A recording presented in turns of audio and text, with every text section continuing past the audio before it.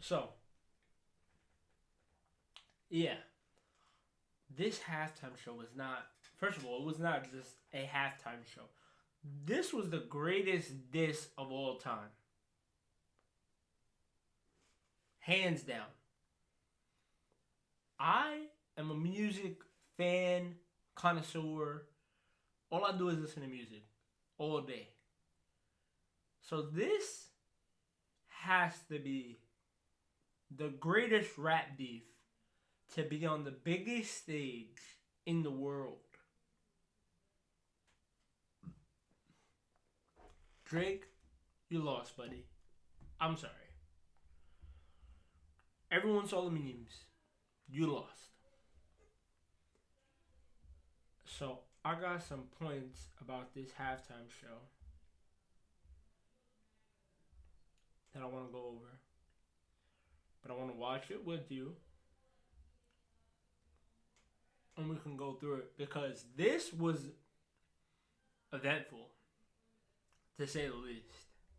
Let's get right into it. And don't mind me. I just got a procedure done in my mouth, so I know I sound a little funny, but it is what it is. Just watch with me, okay? Turn this up a little bit.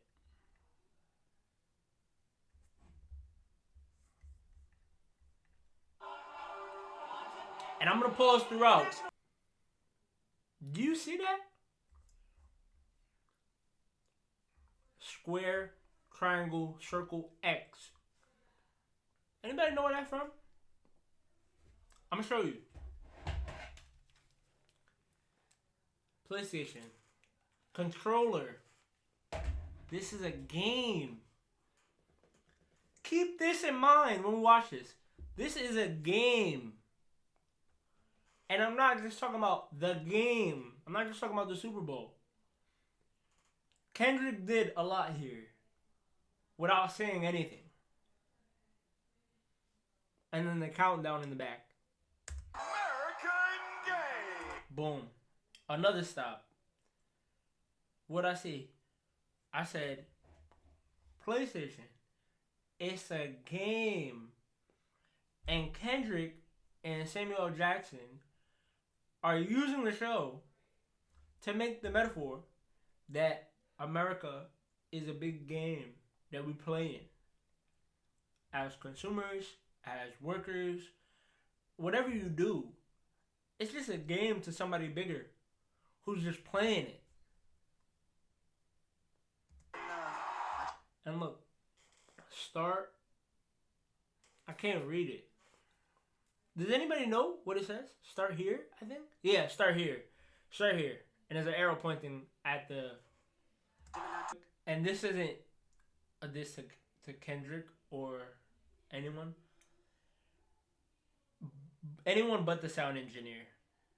The sound engineer messed this up so bad, bro.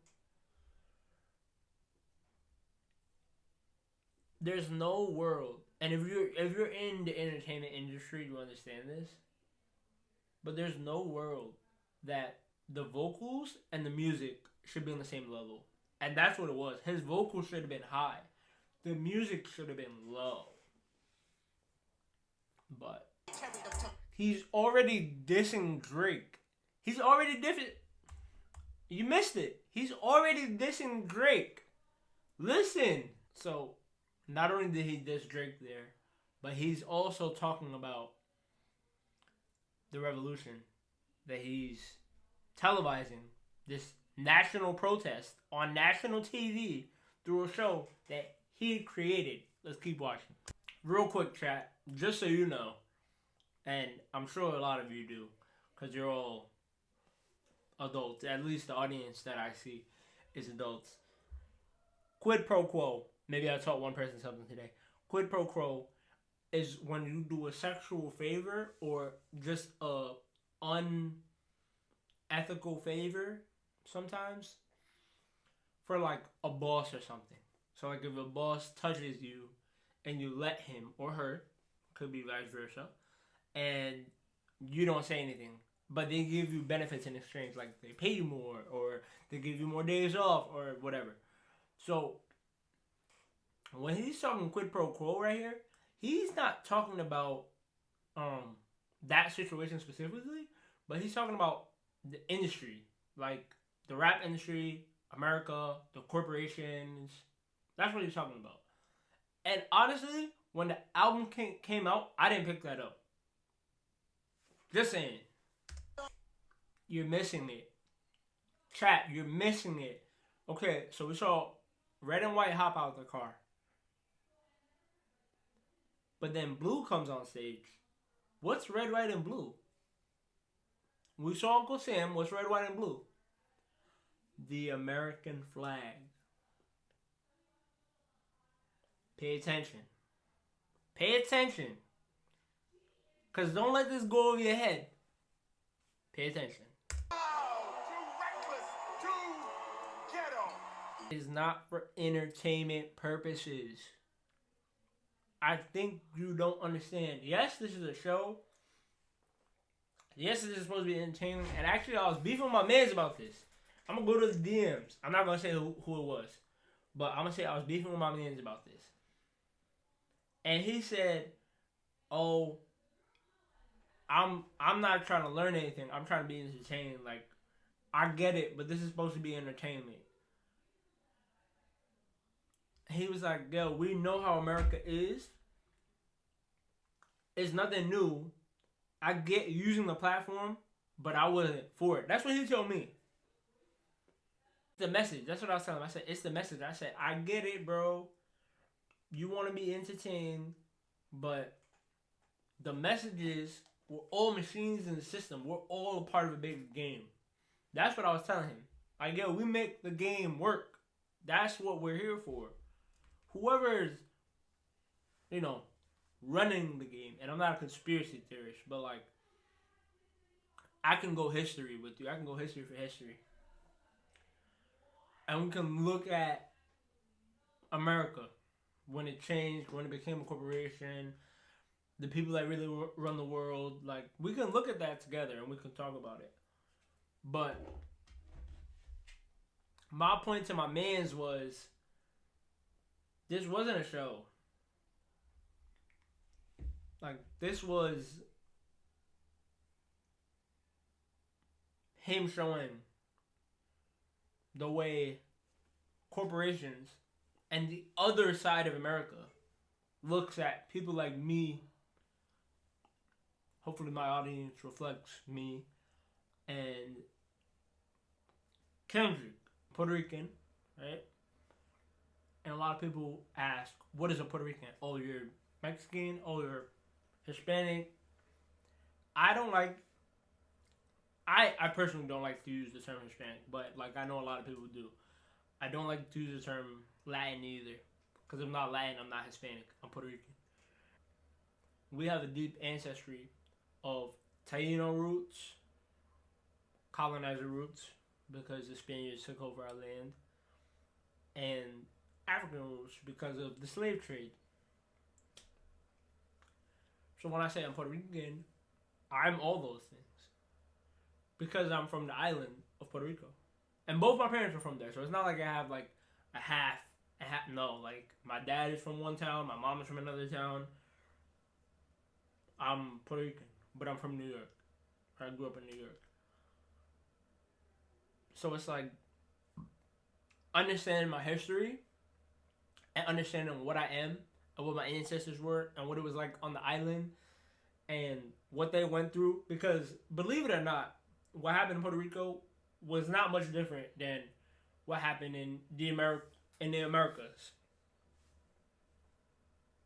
They turned all the people that lived on the island into slaves in some shape or form, whether it was house slave, a sex slave, a guinea pig. Like, a lot of Puerto Ricans and a lot of the other Caribbean islands dealt with the fact that they did experiments on women, Puerto Rican women and women in those islands, because they saw them as lesser. So this hit me because it wasn't just about, Kendrick's struggle, but it was about our struggle. and what we go through as a people. So let's keep watching. And again, back to what we are getting into.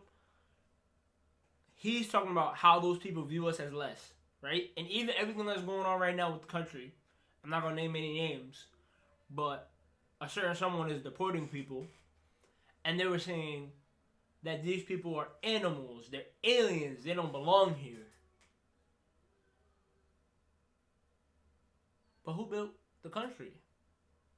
People that are not from here that decided to take it over and leave their countries, and they disconnected from their government because they didn't like how they ran it. Food for thought. I'm not the bad guy, I'm just the messenger. Pause. I'm sorry, I know I've been pausing a lot. So that's another piece of this that might have went over your head. He said Kendrick, too ghetto, when he was performing Squabble Up and the other songs that came prior. Too ghetto. That's not how you play the game, the American game. This isn't right. This isn't how you do it. Have you ever heard of the theory of imposter syndrome? Right? That's real. That's real. I felt it when I left the city and I went to higher education. I felt it going into the corporate world. Like, a lot of the people in those rooms do not look like you, do not act like you, do not understand you. And sometimes the things you do may make them see you differently. Because to them, you are a reflection of all of the people that look like you. Even though you might be one of a handful in that room, you reflect all of those people. So how you act, how you carry yourself matters. So that's what he's saying right here. And then we'll get into the idea of the American flag being built by, right here, his dancers, all black men. There might be some black women in there too, but just stick with me here. We're only 3 minutes in, and look how much I broke this down for you. It might have went over your head. I hope it didn't. Samuel L. Jackson, playing Uncle Sam, told him, "You're being too ghetto." So guess what? He performs "Be Humble." So perfect segue into the conversation I was having. American flag, built by black men. Current state of the country, they're saying, oh, these people that are not from here should not be here. But who built the country? People that were brought here that weren't treated as equal, that were treated as lesser, were treated as animals, were, branded like cattle. That's who built the country. Fields and farms. Who was working on them? Railroads.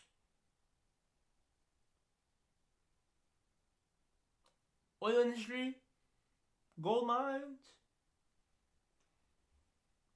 It gets deeper.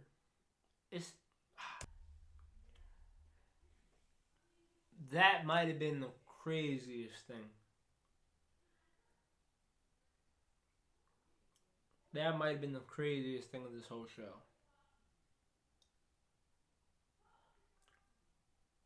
So, Samuel L. Jackson is playing Uncle Sam here, and he says, "Scorekeeper, deduct 1 life for him bringing his homeboys with him." Because it's saying, as minority groups in this country, they don't want us to come up together. They don't. They don't want us to bring the people around us up. Because they realize the closer we are together, the stronger we are. And we're beginning to outnumber those who have reigned this country for a long time. So the idea of Samuel L. Jackson playing Uncle Sam and then saying whoever is running the game, whoever is a scorekeeper, let's make sure that we don't give them the opportunity to do this by deducting a life, by making them weep in sadness and deal with the struggles of losing someone around them and having less support. However that happens is how that happens, right? We could look at communities we grew up in. I don't know about my audience, but I know me personally. My grandmother and my father, when they moved from Puerto Rico to New York, they were living in the projects. Let's think about what the projects really is, right? Let's break down what the projects really is real quick, and I'll get back to the video. And I'll relate it to the video, too. So you're not like, oh, this dude's just chatting, right? The projects is a project. Listen to what I just said. The projects is a project. Who created the project? Who created government housing? Oh, the government. Who did the government put in government housing? Those who could not afford housing on their own. Historically, who could not afford housing on their own?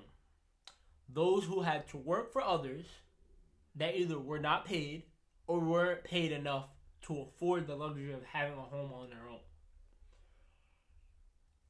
If there's a historical separation in race, culture, let's call it that, race and culture. I don't even like to technically use race because it's one and everyone else. But whatever.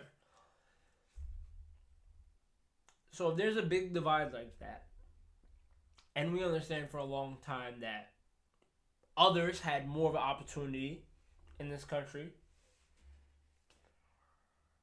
the projects is meant to keep people who couldn't afford it in the project. The project being, and I'm saying the project, not the projects, but the project being how to keep all these people underprivileged in one place, how to keep them under control. We make sure they have a little bit of money, but not too much. We make sure they have a little bit of a space, but not too much. And what is always around those type of neighborhoods? I'll tell you right now. A deli, a liquor store, and a church. And free food. Usually. Some sort of government. They call it government cheese. That's what they called it back then. Government cheese. Some sort of government help for food. So they keep you with this idea of, and now it's EBT, right? They keep you with this idea of, oh, I have just enough. I just have what I need. I'm okay. Life's okay. Maybe I get a decent job. Maybe I get some things I like. Maybe that'll make me happy. So now you get why I said the projects is a project. Because I'll tell you something. And again, I'm going to keep this personal to me. My dad left the projects at a very young age. When I say very young age, he wasn't even a teenager yet. He left the projects. By himself. Not with his family, by himself. And he never went back. Because he said, I'm never going to be stuck here. That was his mindset at a young age. He said, I'm never going to be stuck here, and I never want to be stuck here. So I commend him on that, and I appreciate him for that. Because I wouldn't have the life I have today if he didn't do that. Because all his brothers and sisters decided to stay, and they're still there. And I love them. uncles, those are my aunts. I still got love for every single one of them. But it's the mindset. And I didn't mean they're there physically. Back position Drake. He said, I want to perform their favorite song, but you know they love to sue. What is suing? Chat. Suing is when you don't like the outcome of something, so you legally go to court to complain about it. That's all suing is. You try to get some compensation out of it, whether it be monetarily or whatever. So he's saying, I know they, and he's not just talking about Drake. He's talking about the industry at this point. He's like, yo, I know they like to sue when things don't go their way. So, I'm going to perform their favorite song. This is a big to Drake. Just saying. Before we continue, if you ain't peep, I thought this was an Amazon chain. I'm dumb. This is a minor chain. Just saying. So, real quick before we continue, shout out Kendrick for having SZA in the show with him, first of all. And second of all, not making her dress inappropriately. Because she's not being utilized as a sex symbol here. Which, that's a whole nother conversation. We can have that conversation another time. And I think to have that conversation, I would need to bring a woman of color on the show. Because I'm not a woman of color. I'm a man. So it's different. But I do see a lot of time women of color are overly sexualized. Men of color are as well. But that's a whole different conversation. So we're not going to have that conversation now. So shout out Kendrick for letting SZA shine and letting SZA do what SZA does. Stop real quick. So he's saying that's what America wants. And he's talking about that genre of hip-hop, right? Like, I think that's a completely separate genre of hip-hop. That's... Aww, hi, Nani, vente. Hold on, the puppy here. Nani, ven aquí, mami. Vente. Vente. I did tell you guys I got a dog, right? Hi, mommy. Look at her. She's so big, but she's such a baby. She loves when I carry her. She loves it. She be smiling. Okay. Go ahead, mama. Go ahead, mama. Her name is Nani. What happened? You wanna say? You can say, mommy. But real quick, so he's talking about hip hop, right? That's what I call it, hip hop. That's not hip hop. It's hip hop. You have a rap artist, you usually have a singer, or you have a rap artist that does both. Like, I think A Boogie and Drake are both hip hop artists. Like, Boogie does a little bit more sad music, but Drake does music that is for the masses, right? So that was Samuel Jackson's point here. Like, hey, look, like, you doing the right thing for America. Those people, the people that love music that encapsulates all audiences. Although, yes, hip-hop does encapsulate all audiences as well. But, again, we can have that conversation at another time. And then Kendrick goes and does the song. Oh no! It's a cultural divide. I'ma get it on the floor. You really about to do it? 40 acres in the mule. This is bigger than the music. He plain told you right there what he's doing. He plain told you right there. He said, 40 acres in a mule. This is bigger than the music. If the people don't, if you watching this and you don't understand what 40 acres in a mule is, you didn't pay attention in school, bro. I'm going to show you real quick. And before I show you, I'm going to say it because I know what it is. After slavery, people demanded 40 acres in a mule. The reason they demanded 40 acres in a mule was saying, hey, look, we ain't have nothing, you ain't give us nothing. Like, we need something so we can start up. So that's what they're saying. 40 acres in a mule.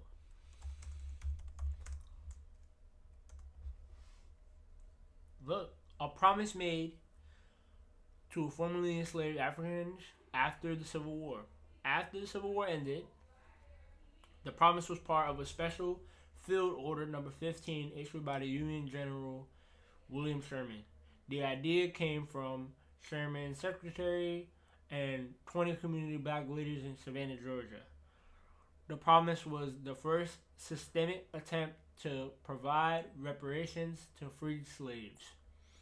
How it carried out. In the South of Mississippi, land was divided in 40 acre plots and auctioned to freed people or given to them on leases.